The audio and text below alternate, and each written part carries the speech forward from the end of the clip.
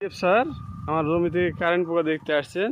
উনি অনুসন্ধান চালাচ্ছেন যে জমিতে কারেন্ট পোকা লাগছে কিনা।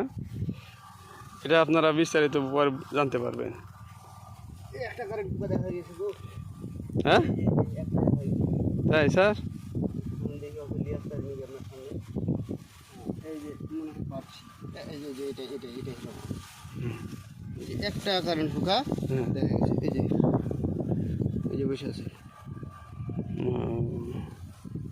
এই যে বুঝতে পেরেছেন। এর প্রচুর পরিমাণে যে ডিমলি আছে এই পেটের মধ্যে। এই যে বংশ বিস্তার করবে ওই এখন বংশ বিস্তার করবে। কই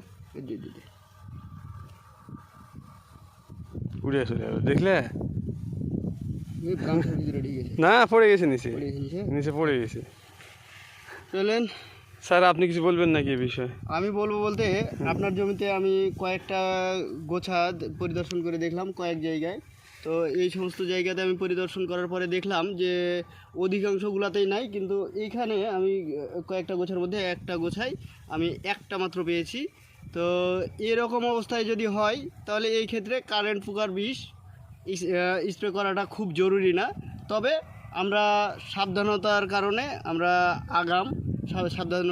আমরা এটা আগাম ব্যবহার করব। আর যেহেতু ধানে এখন থোড় আছে, অর্থাৎ এই সময়তে আমরা কারেন্ট পোকার বীজটা ইউজ করাটা আমাদের জন্য সব থেকে বেশি ভালো হবে।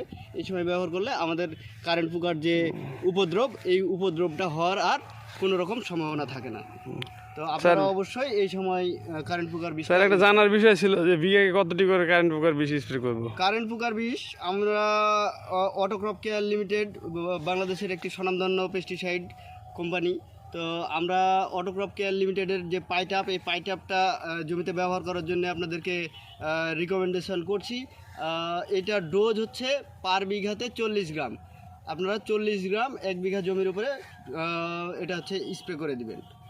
আচ্ছা ঠিক আছে স্যার, আপনাকে অনেক অনেক ধন্যবাদ।